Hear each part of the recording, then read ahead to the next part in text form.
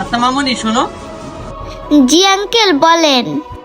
আচ্ছা মামুনি, আমি একটা জিনিস কিছুতেই বুঝতে পারতাছি না। ওই লোকগুলো প্রতিদিন ফল নিয়ে খেয়ে বলে পাইনসা, আবার ফল নিয়ে যায়, বিষয়টা কি একটু খুলে বলবা?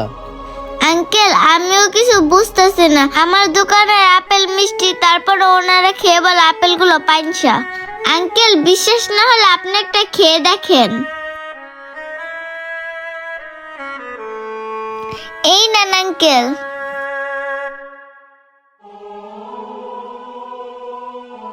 আরে ফল তো অনেক মিষ্টি, তাহলে ওই লোকগুলো কেন ফল খেয়ে বললো মিষ্টি না? কিছুই তো বুঝলাম না। সোহাগ, তাড়াতাড়ি চাটা শেষ কর, চল আমরা ফল কিনতে যাই, আর ফল কিনে তাড়াতাড়ি বাসায় যেতে হবে। ফল কিনতে যাবি তো কই যাবি?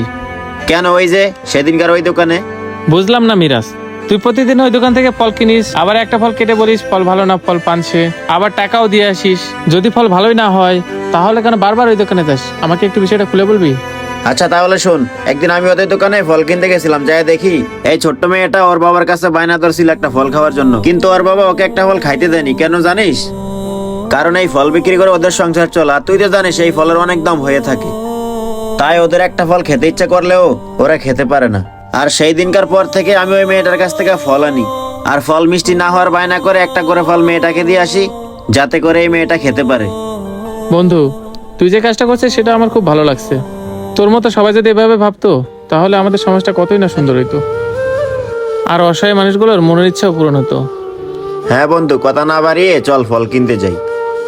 এভাবেই যদি আমরা গরিব অসহায়দের পাশে দাঁড়াই, আমাদের ওসিলায় হয়তো তারা তাদের মনের ছোট ছোট ইচ্ছাগুলো পূরণ করতে পারবে। ভিডিওটি ভালো লাগলে অবশ্যই শেয়ার করে দিবেন। ধন্যবাদ সবাইকে।